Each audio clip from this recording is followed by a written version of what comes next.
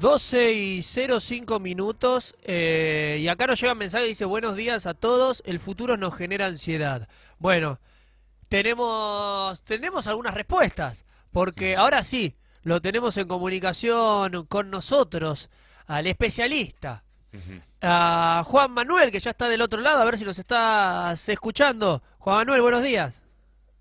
Buen día, ¿qué tal? Buen día para la audiencia. ¿Cómo andan? ¿Todo bien acá? Ansiosos, la verdad, todos ansiosos por escucharte. Bueno, sí, ahí escuchaba que si la ansiedad nos genera, el futuro nos genera ansiedad y en general lo que nos genera ansiedad es la incertidumbre. Ujú. Es decir que sí, el futuro, por ser una cuestión incierta, de por sí puede generarnos ansiedad. Ujú. Ujú. Pero también es interesante marcar que la ansiedad no es un proceso patológico de por sí. Ujú. Todos tenemos ansiedad. Hay ciertos niveles de ansiedad que son normales. Después, si esos montos de ansiedad son elevados o se perpetúan en el tiempo, ahí es donde empezamos a hablar de procesos patológicos. Ujú. ¿Sí? Ujú. Bien, Juan Manuel, la primer pregunta desde mi parte es A ver. si todos podemos llegar a pasar momentos de ansiedad, si es algo ya que es más grande, que la ansiedad ya tiene que ver un caso más amplio para que se considere ansiedad. ¿Cómo es eso? Bueno, a ver, definamos qué es la ansiedad primero para que se entienda. Todos padecemos ansiedad, Ujú. pero no como un proceso patológico, no como una enfermedad, no necesariamente. La ansiedad es un mecanismo fisiológico que tenemos evolutivamente desde hace miles y miles de años Ujú. que sirve para alertarnos de un peligro. Ujú. ¿Cómo es esto? La ansiedad tiene síntomas comunes como la elevación de la frecuencia cardíaca, la agitación de la respiración, la Ujú. sudoración, la intranquilidad, el estado de alerta, y esto Ujú. originalmente nos servía para alertarnos de algún peligro. Ujú. En la época prehistórica, muchos años atrás, esto podía servirnos para mantenernos alertas porque había algún depredador o algún peligro inminente en el ambiente que nos permita estar preparados para ese peligro. Ujú. Ujú. Entonces, el cuerpo reacciona elevando la frecuencia cardíaca, agitando la respiración o aumentando la frecuencia respiratoria y para prepararnos para dos escenarios posibles, o Ujú. luchar contra ese peligro Ujú. o huir. De cualquiera de las dos formas necesitamos tener el cuerpo activo para esto. Ujú. Hoy, en la actualidad, que ya no tenemos depredadores alrededor nuestro, relativamente vivimos en una relativa seguridad, Ujú. la ansiedad ha evolucionado y se desarrollaron mecanismos de alerta hacia peligros que tal vez no son reales. Ujú. Sí son reales en mi cabeza, pero no lo son a nivel físico. Yo no veo un tigre, un dinosaurio que me quiera comer, sino que el peligro puede pasar por ejemplo, lo que me puede llegar a pasar en el futuro. Me van a despedir del trabajo, Ujú. me va a dejar mi pareja, o no voy a poder pagar las cuentas, o etcétera, etcétera. Ujú. Ujú. Esto lo que genera es toda la activación de este sistema fisiológico de defensa, y Ujú. a nivel cognitivo lo que aparecen son emociones de miedo y pensamientos catastróficos. Sí. Ujú. ¿Sí? Sí. Entonces, esto es lo que podemos pensar como respuestas desadaptativas, porque en definitiva estamos teniendo temor y Ujú. despertamos todo el sistema de defensa sin tener un peligro real alrededor. Entre esos peligros que se nos pueden desatar, Ujú. vemos tres grandes grupos de ansiedad. Lo más Ujú. común, lo que se presenta hoy, es la ansiedad social. Esto lo estamos viendo mucho Ujú, La ansiedad social tiene que ver con el temor a la evaluación negativa del público. Ujú. ujú. Entonces, lo que me genera es una evitación del público en general. No solo no hablar en público, sino no juntarme con nadie, y si lo hago, estar ansioso o ansiosa por estar teniendo una evaluación negativa por parte del resto. Esto es a nivel cognitivo, porque en realidad el otro tal vez no está ni siquiera pensando en dar una evaluación o un juicio sobre nosotros.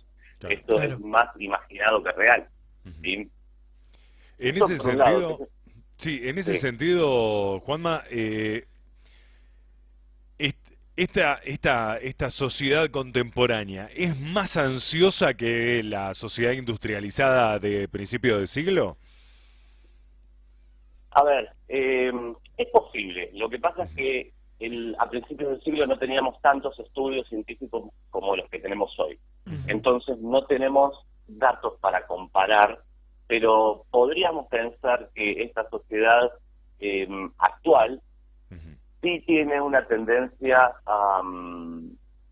a querer mostrar una buena imagen siempre y a no tolerar la crítica. Es decir, desde el vamos, a ninguno nos gusta que nos critiquen, Sí, algunos tenemos más tolerancia que otros, pero igual la crítica negativa siempre nos genera una incomodidad. ujú, Claro. Eh, Esto es porque no estamos acostumbrados, la gente no anda criticándose frente a frente todos los días. De hecho, tendemos a callar lo que pensamos sí, si es negativo sobre todo. Sí, Ujú. pero sí, podríamos pensarlo como una realidad que la sociedad moderna tiene más tendencia a desarrollar esta ansiedad social, incluso por las redes sociales. Ustedes verán que las redes sociales se han convertido en la televisión del 90 Sí. y ujú, todo lo que sale en las redes sociales es perfecto, está idealizado, todos sonríen, todos son lindos, lindas, y bueno, las personas normales no somos como esto. Entonces surge una comparación. ujú. Esto también lo vemos muy claro en los trastornos de conducta alimentaria, por ejemplo. Hemos visto durante la pandemia cómo la prevalencia de estos trastornos ha aumentado un 40%. Ujú. Lo atribuimos a la mayor exposición a las redes sociales, en donde estos trastornos de conducta alimentaria, que en su 90% afectan a mujeres, eh, vimos que se han aumentado los casos de anorexia, de bulimia, de atracones, Ujú. y esto tiene que ver con que si ustedes entran a las redes, van a ver que hay mujeres y hombres con lomazos irreales muchas veces, no porque no los tengan efectivamente, Ujú. sino porque son un breve porcentaje de la población Ujú. quienes dedican su vida a mejorar su cuerpo a niveles perfeccionistas. ¿Me explico Claro. esto? Que Y Juan Manuel, ¿de qué manera, porque creo que es lo que se pregunta la mayoría cuando se encuentra con estos momentos de ansiedad? La verdad que hemos preguntado en el Instagram qué generaba ansiedad y varios respondieron en todo, ¿no? Como Ujú. que todo les genera ansiedad o la gran mayoría de las cosas. En muchos casos les genera ansiedad pensar qué cosas le podrían llegar a generar ansiedad, por eso creo que definen el todo como plena definición de lo que les pasa. Pero ¿de qué manera pueden atacar o defenderse ante esos momentos de ansiedad? la gente sabe mucho a pesar de que no lo sabe, porque cuando dicen todo genera ansiedad, o el mismo pensamiento de que pueda llegar a sufrir ansiedad me genera ansiedad, es el correlato de lo que técnicamente nosotros llamamos metacognición, es decir, Mm, me genera ansiedad algo que yo pienso que puedo llegar a pensar. Ujú. Entonces, ¿qué es lo que podemos hacer para prevenir o para estar saludables? Lo que cualquier especialista recomienda: comer bien, hacer deporte, tomar agua, dormir, disminuir los niveles de estrés lo más posible, y en el caso de que eso se desborde, por supuesto, hacer una consulta a un especialista, pero si esto no llega a niveles extremos, una técnica que utilizamos mucho para empezar a desarmar estos procesos ansiógenos es empezar a confrontar estos pensamientos catastróficos, porque la conducta se divide en tres grupos: lo que es la conducta motora, es decir, lo que ejecuto, lo que yo siento y lo que yo pienso. Las tres variantes de la conducta están interconectadas, es decir, que si yo me levanto y pienso, qué día gris, está horrible, va a ser un día feísimo, esto es un simple ejemplo, ¿no? Pero esto puede generarme un pensamiento, una emoción negativa, como tristeza, frustración, porque el día va a ser malo, y por ende voy a tener conductas negativas, como tal vez no salir de la casa, ¿sí? Claro. Y no tengo que ir a trabajar. Entonces, una cosa condiciona a la otra. Y si nosotros nos damos cuenta de esos pensamientos, podemos analizarlos, podemos refutarlos. Por ejemplo, si yo tengo la sensación de que me va a ir mal en una entrevista de trabajo o en un examen, y estoy con ese pensamiento, voy a desarrollar ansiedad, temor, tal vez bronca, incluso, por no haberme preparado mejor o demás, y esto puede generar efectivamente que la conducta sea negativa y que no rinda bien ese examen o que no me presente bien en una entrevista de trabajo. Claro. Por eso, lo importante es tomarse un segundo para reconocer esos pensamientos, porque la mayoría son pensamientos automáticos. Tenemos miles de pensamientos por día, de los cuales solo nos percatamos de algunos, de los más importantes. De miles estamos hablando que nos sentamos a reflexionar sobre 5, 6, es muy poquito lo que pasamos por la conciencia. Esto tiene una función fisiológica, el cerebro consume muchísimos recursos del cuerpo, a pesar de ser un órgano muy con poca masa, pesa alrededor de 1 kilo, consume el 25% de los recursos. Entonces se automatizan un montón de procesos para que justamente no se gaste más energía. Claro. Esto repercute a nivel mental, inevitablemente. Entonces, la mayoría de los pensamientos y emociones que tenemos por día son automáticos. Si nosotros, en un acto de reflexión, nos ponemos a pensar, bueno, ¿qué es lo que me está generando ansiedad? Y encontramos una respuesta como, bueno, este temor a la entrevista, me va a ir mal. Bueno, sigamos preguntando, ¿por qué me va a ir mal? ¿En qué me baso para decir que me va a ir mal? Y tal vez no me preparé lo suficiente, o seguro no les voy a gustar. Bueno, pero ¿por qué no les iría a gustar? Es decir, ir desatando un poquito esos pensamientos que están basados en el porque sí. ¿Me explico esto? Por eso es un proceso reflexivo que muchas veces cuesta, porque lo que cuesta es identificar una emoción, identificar un pensamiento y después encontrar los caminos para modificarlo. Eso hace la ciencia de la conducta. El tema justamente está en poder ser conscientes de esto. Es muy difícil.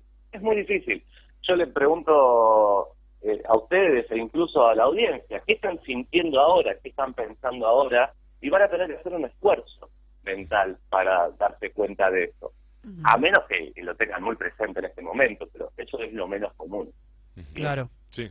Y Juan Manuel, en cuanto, bueno, hay varias preguntas que nos fueron llegando sobre la ansiedad, distintos temas, pero hay una pregunta que tengo que puede tratarse desde los dos lados, que es si hay gente que a veces combate la ansiedad con algún tipo de adicción o algo adictivo, o al mismo tiempo las adicciones generan ansiedad. Es una cuestión bidireccional. Sí, las adicciones generan ansiedad. Incluso les voy a dar un ejemplo muy claro de esto. Mucha gente que fuma cigarrillos No, dice, para nada. Lo uso para relajarme, ¿no? A mí me relaja o si necesito pensar, me fumo un cigarrillo. Ujú. El tema es que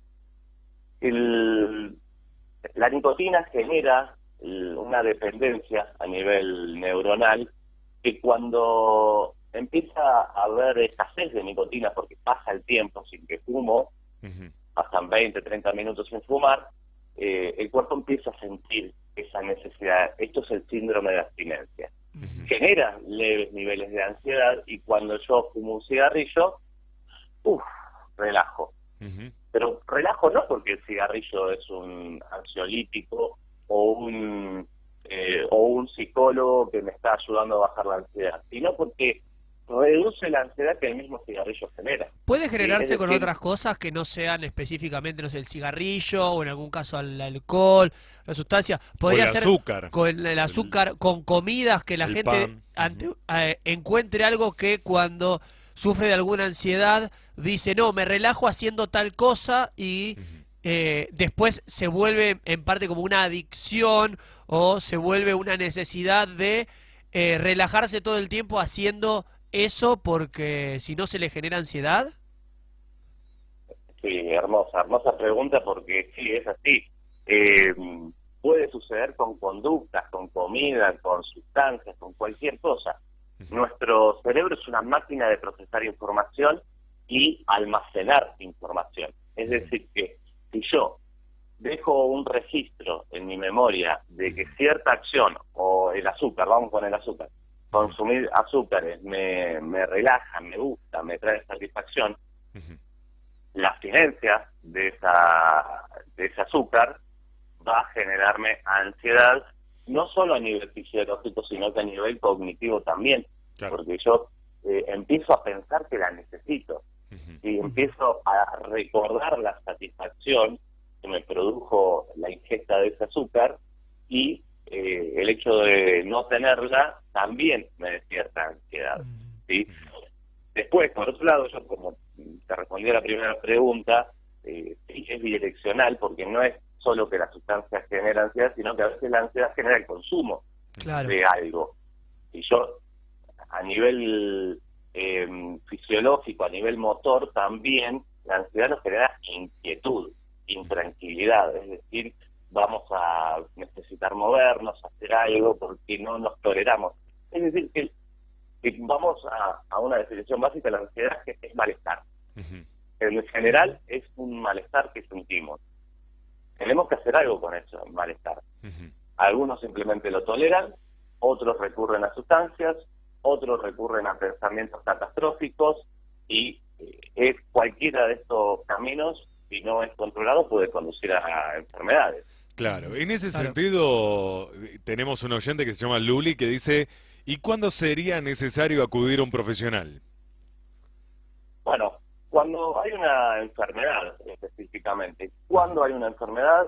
Cuando los los síntomas de ansiedad perduran por más de una semana o 2 semanas, bueno, cuando más allá del tiempo, cuando esto trae un perjuicio a nuestra salud, sea porque me trae dificultades con la gente, en el trabajo, en la escuela, con la familia, cuando no puedo dormir, cuando me quita el apetito o estoy comiendo de más, cuando me siento triste. Es decir, que para que realmente se haga necesaria una consulta, necesitamos haber desarrollado ciertos procesos que ya nos generen malestar durante cierta cantidad de tiempo, que más o menos en promedio son 2 semanas. Nadie quiere estar 2 semanas mal. No, por Si supuesto. dejamos pasar, Claro. o sea, tampoco hay que dejar pasar un año para consultar, porque esto también tiene que saber ¿Y la qué, audiencia. sí, y qué Sí. diagnóstico te pueden dar en caso de que una persona presente que tiene estos síntomas de ansiedad durante 2 semanas, que se encuentra afectado su día a día por este motivo? ¿Qué diagnóstico te podrían dar? Lo más común, lo que más prevalencia tiene en la sociedad es la ansiedad social, la ansiedad fóbica Ujú. y el trastorno de pánico. Son tres variantes de la ansiedad que vemos permanentemente. Ujú. El pánico específicamente, podríamos pensarlo, esto algún científico de la conducta puede decirme no lo digas así porque no es exacto, pero para que se entienda bien, el trastorno de pánico es una crisis de ansiedad aguda. Es decir, la agitación en la respiración, la elevación de la frecuencia cardíaca, la sudoración, que son los tres principales síntomas, y la sensación de que algo malo va a pasar, el pensamiento de que algo malo va a pasar, se vuelven tan incontrolables que uno se paraliza y entra en crisis. Piensa que se va a morir, o que me voy a desmayar, o que me voy a volver loco, loca, es decir, que va a pasar algo malo. Y es importante como primer dato para que la sociedad lo sepa, porque esto no lo sabe mucha gente y tenemos que tenerlo muy presente. Cualquier proceso de ansiedad sigue una curva de desarrollo normal o patológica que con el tiempo, al principio empieza con poquitos síntomas y de poquita intensidad. A los minutos, 5 minutos, ya estamos como en el pico de la curva de ansiedad, en donde los síntomas son más intensos y más cantidad de síntomas, y luego, de unos minutos, esa curva vuelve a descender y volvemos a un estado de relativa normalidad. Es decir, que un ataque de pánico empieza, se desarrolla y termina siempre de la misma manera. No nos vamos a morir, no nos va a dar una ACV, no vamos a sufrir un infarto, sí nos va a quedar el temor como consecuencia. ¿A qué me pasó? ¿Qué es lo que está sucediendo? ¿Estoy loca? ¿Estoy loco? ¿Me voy a morir? Bueno, para eso descartemos y consultemos a un especialista, porque es necesario agarrar esto a tiempo para que no se vuelvan episodios repetitivos. Pero lo más común en realidad es la ansiedad social y el trastorno de pánico. Y que quién no ha tenido un microataque de pánico incluso, que no necesariamente desencadena en una crisis enorme en la que me tengo que sentar o desmayar para sobrepasarlo, sino momentos en los que uno siente temor excesivo y se agita la respiración, empezamos a sudar, pensamos en catastrófico. Esto nos pasa todo el tiempo, pero en cuentagotas.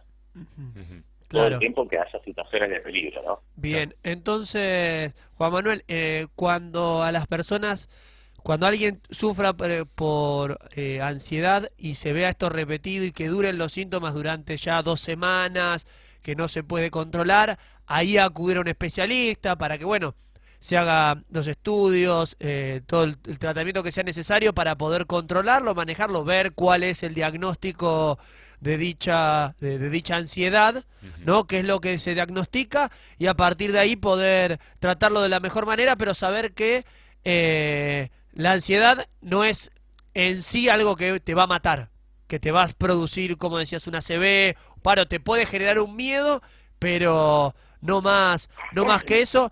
Digo porque recuerdo mucho que se mostraba mucho tiempo en las películas antes, que siempre se hacían los personajes que eran asmáticos o alguna que se daban el puff, el famoso puff. Yo siendo asmático casi no lo usaba de chico, sino era por una agitación real. Y ahora pensándolo digo, claro, mucha gente se terminó necesitando eso porque en realidad no era una crisis asmática, sino era ansiedad, que se estaba calmando con un puff excesivo en muchos casos, y que creo que tiene mucho que ver también con esto de encontrar algo para calmar la ansiedad y que lo terminamos utilizando y nos volvemos adictos a eso. Sí, eso es otra variante muy interesante del tema, porque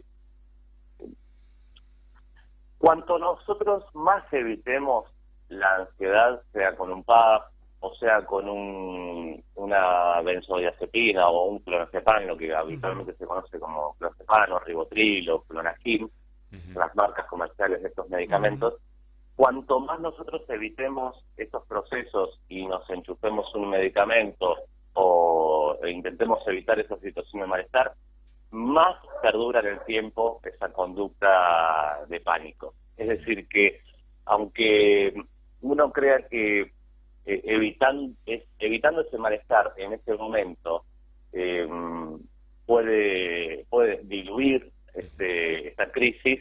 Lo único que estamos haciendo es perpetuando esto en el tiempo. Claro, lo tapás, pero Necesitamos, después lo tenés sí, después te va a salir de vuelta. Cuando se te termine el efecto de lo que tomaste, otra vez vas a volver a sentir lo mismo.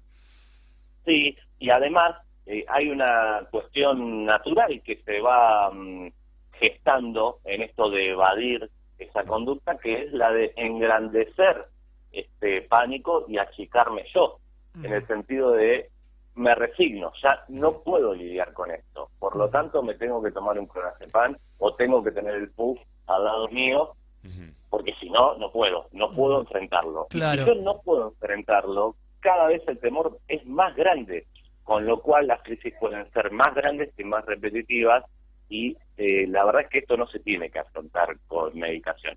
Muchas veces la necesitamos porque la medicación reduce síntomas, pero no cura. La medicación psicotrópica no cura enfermedades, mejora síntomas. Esto es todo lo que tenemos, no hay una medicación para la conducta. Entonces, esto si no se maneja adecuadamente con un tratamiento de modificación de la conducta, lo que hacemos es tenerlo por siempre, y podemos tener estos picos de ansiedad eventualmente durante toda nuestra vida, y bueno, ir manejándolos con el PAP, con una pastillita, pero nunca nos curamos de eso. Entonces, la verdad es que se vuelve realmente molesto, y esto genera el peligro, el gran peligro de desarrollar otras patologías más graves, como una ansiedad social, una ansiedad fóbica. También con los procesos de ansiedad vienen los procesos depresivos, que eso sería interesante por ahí para otra nota. Para otro viernes. Sí, para otro viernes, porque la ansiedad y la depresión, yo siempre se lo digo a mis pacientes en el consultorio de esta manera: la depresión y la ansiedad son primas hermanas, van juntas de la mano para todos lados, y donde hay ansiedad hay depresión, y donde hay depresión hay ansiedad. Esto sucede en el 80% de los casos. No son opiniones personales, por supuesto, yo siempre me remito a los estudios científicos, y esto lo vemos comprobado en la clínica diariamente. Muy bien, Juan Manuel, mirá, nos encantaría seguir charlando, pero los horarios de la radio nos pasan por arriba, así que lo vamos a dejar para otra oportunidad, charlar. En ese caso hablaremos de la depresión. Entonces, porque aparte quedó una pregunta de qué se puede hacer si encontrás a alguien que está pasando por alguno de estos síntomas en la calle. Pero bueno, lo podemos hablar también junto con la depresión, y bueno, saber qué es lo que hay que hacer, cuándo hay que actuar, pero lo vamos a dejar para otra oportunidad. Sí, encantado, cuando gusten ustedes. Dale, muchísimas gracias, Gracias, Juan Manuel. gracias. Ahí pasó Hasta luego, buen día. Muy buen día. Ahí pasó el doctor Juan Manuel Vaz, psicólogo, hablando de ansiedad. Nosotros hacemos una pausa y Sí, porque ya estoy regresamos. muy ansioso para poner la tanda. Sí, vamos con la tanda, y cuando volvemos, un disco para el finde.